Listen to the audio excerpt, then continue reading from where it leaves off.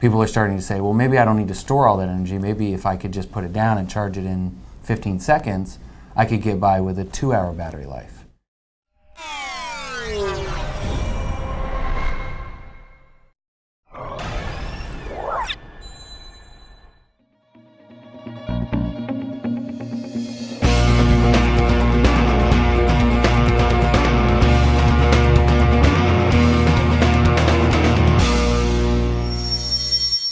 So Dan, welcome to the Drive for Innovation.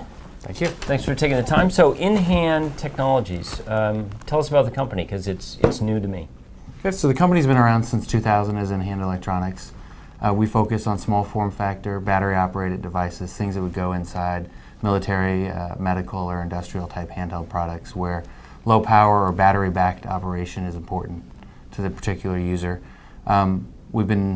We focus on primarily ARM processors and Atom, so low power processors. We don't do any of the high-end processors. And then we focus on operating systems similar to Windows XP, Windows Embedded, Compact, Linux, Android. The precursor to this company started in '84. Was it always a low power focus, or did that take off with sort of the evolution of ARM and the whole microelectronics push into better power management? So in the beginning, it focused on pretty much anything that DARPA needed. We focused on research that was generated through military needs or DARPA efforts. And towards the latter part of the 90s, there was a lot of focus on power management with them, and things like that we take for granted today, things like dynamic voltage and frequency scaling, didn't exist in processors back then. So some of our patents in that area, called Battery Smart, revolved around doing exactly that, dynamically changing the voltage of a system and changing the frequency in order to reduce your power consumption and sort of tailor it to what the device is doing at the time, instead of always running at a high level or always running at a low level.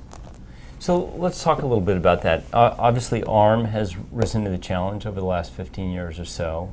The Atom processor is trying to do the same thing. You're obviously at the cutting edge of power management. You talked about dynamic power management. What's just on the other side of the corner? What's just around the bend in terms of new techniques that are starting to be used to squeeze even more power management savings? Well, some of the techniques that are out there, and it's sort of things that are in research and the things that are definitely going to impact the mobile space. People are working on microcapacitors, which will give you fast charge capabilities. So instead of focusing on giving a battery life of 10, 12, 15 hours, people are starting to say, well, maybe I don't need to store all that energy. Maybe if I could just put it down and charge it in 15 seconds, I could get by with a 2-hour battery life. And so that's where the concept of going to very, very small form factor capacitors and putting them in parallel and many of them in a system and just essentially setting it on there and quickly charging it up, that's helping out. Some of the areas that are also helping handhelds are lower power lower power displays, things transflective. There's some new displays out there that go into a reflective mode when the ambient light is too great, and so they go into a reflective mode, reduces the color spectrum, but it still gives somebody the visibility if they're in full sunlight to see their display and the content. Other things are obviously in the processor world, it's nanometer processor, process, get that down, get the overall power consumption of the chip down, and then start focusing on the peripheral. So there's people looking at being more conscious about what the system is doing, and so they'll turn off radios, and instead of always sending data, if you think of an M2M system, a machine-to-machine system, instead of always sending data when the application says I have this data that I need to send to the server, they might cache that for an hour, 2 hours, and wait for a bunch of aggregate messages to come along, fire up the radio, since in an M2M system that would be the bulk of the power consumption would be while it's transmitting, fire that up for a brief period of time, send much more data than they would if they were sending individual datagrams from an application, and then going back down to sleep and turning off the radio. So we're starting to see a more holistic approach to what the device is doing and not just what each individual IC is doing. One of my big hobby horses is piezoelectric power generation. And in the mobile space, you know, you're always moving around, things are vibrating all the time. What, are we anywhere closer to more intelligently harvesting that kind of energy? You know, it's an area that comes up. People are obviously looking at it. It hasn't seen a big breakthrough. People are right now, they're focusing on sort of the other sides of the equation versus that power generation. I mean, the power generation side, they're focusing on power cells and some of these other mechanisms, partly because my guess is that the energy you can generate, we're still not where we could run a whole handheld or an Atom processor off of the motion that we capture back from a human. Are there, on the processor front, you mentioned Atom, you mentioned ARM, are there any others? I mean, there are others that seem to have fallen by the wayside, at least in terms of power management, MIPS and some others. Are there any sort of up-and-comers out there that you're starting to evaluate? None that we're evaluating. There's the traditional ARM, and now we've got Atom. And then what we're seeing is that in order to reduce the power consumption of these SoCs even more, they're focusing on what I call, they're populating ASICs into here. So there's portions of the chip that are dedicated to H.264 encode and decode. So they're offloading the ARM and they're getting it down into what I consider to be almost an ASIC, and then that's helping them lower the power consumption more. Now, when you're working on a system and you make a trade-off between ARM and Atom, what are the motivations behind that? Do you use Atom for certain kinds of applications and ARM for others? In general, for us, it's a lot of times it's customer driven. So we do off-the-shelf products as well as customizations of electronics for particular OEMs. And most of the time, that's the decision between Atom and ARM is made by our customer, and it generally falls around software that they have to run on. So if you look at an industrial application or a military application, they've got or I should say military system, industrial system, they have applications, software applications that they've been running for years in a warehouse or in a battalion or what have you. And the concept of recompiling that, recertifying it, and moving it to an architecture that's different than what it's already on, that is not something that most customers are able to do in a cost-effective manner. So if they've been running it on a netbook or a laptop, and they come in and now they want it on a handheld running a lower power system, they're going to come in and be on Atom. If they've been running it on an ARM, let's say an old HP or a compact type PDA, they're going to come in and generally want that to be on an ARM platform. Okay. So you have some boards. You have an evaluation kit here. Tell us what kind of eye candy we have here. So in general, all of our boards are small form factor. So this is a new TI-OMAP or DaVinci DM3730 board. It's a full working motherboard. It's targeted to be what you would put inside a cell phone. So it's got all the interfaces you would need in a cell phone. It's got a micro USB port, real-time battery clock, all the inputs and outputs for a very specialized device. It has connectivity for the display and for a battery, and then that's pretty much it. But for our industrial customers, or for folks designing, let's say, tablets or special function handhelds, we have to give the ability to expand it, and that's what these two connectors on the back do.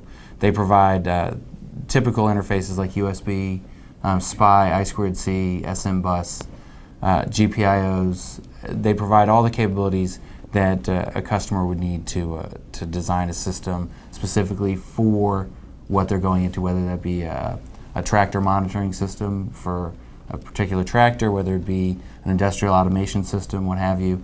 They can plop this down. All the software drivers are done for them, and they sort of just go to town working on the application. And that's sort of what is in this system here. So we've got a little handheld demo that has this board in it.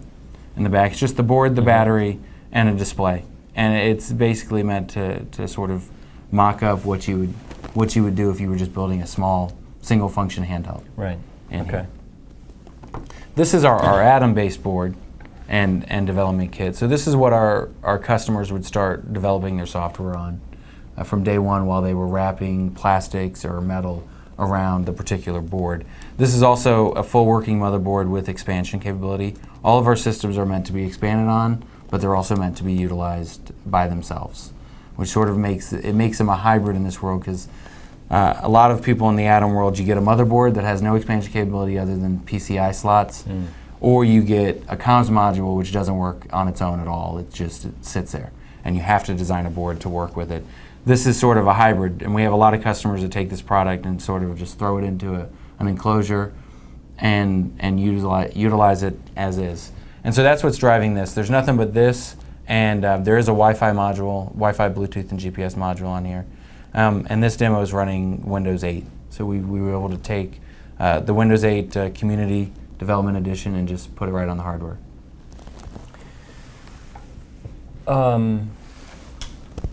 So you're CTO. What's your biggest engineering challenge these days?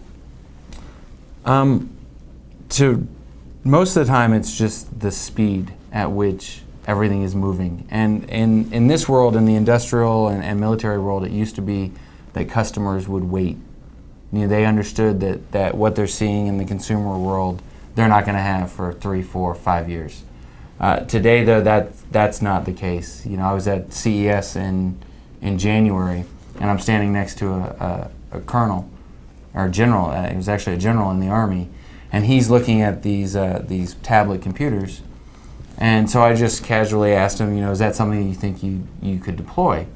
And he says, you know, we're thinking about it because we're getting tired of waiting for the ruggedized version. They're almost to the point where they'd rather take a consumer product and get it out there faster than wait for people to slowly come out with the latest and greatest. And that's sort of, if you look across the, let's say, the industrial handheld market, most of the handhelds that are sold by some of our customers and even by some of our customers' competitors, they're all focused around PXA 270 chips, which those were brand new in about 2004. Yeah. And that's I would think that the bulk of what's being shipped in a industrial handheld space is coming out with 270 systems. Well, it completely blew me away about 10 years ago when the military started going to COTS, you know, and that took a long time.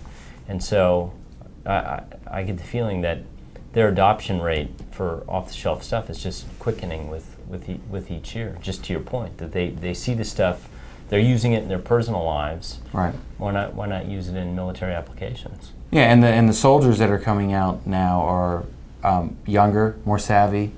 They're picking up the technology, and they're almost demanding that technology. And you hand them this handheld that doesn't have a touchscreen on it. It's got all these keypads, and they go to use the touchscreen, and they almost get frustrated when they're trying to utilize it. So that's on the military side. You also sell into the industrial space? The industrial and the medical. So pretty much anywhere that has very stringent performance requirements and long life capabilities. We specialize even on our off-the-shelf products on making sure that what we build today we'll be able to build 5 and 7 years from now, so that they can get the device deployed, certified for its use, and then not have to worry about it. So those are the 3 markets that we do tend to focus on. So let's talk about medical a little bit. Is security the biggest deal for them there, or is it other things like cost and connectivity, you know? Well, all of them are, you know, you can't really, the customers don't typically walk in with just one thing anymore. Right. So it's all of them. Security is always key. For the most part, what we see, just because of the types of devices we make, is battery life.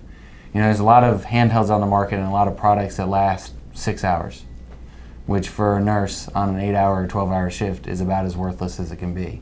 So they really, in much of these deployment scenarios, they really want the battery life. They want to be able to use the device and utilize it for a whole shift.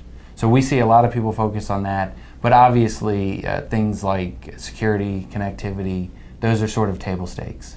The device has to have the basic minimum for it to even be considered. Cool. Good stuff.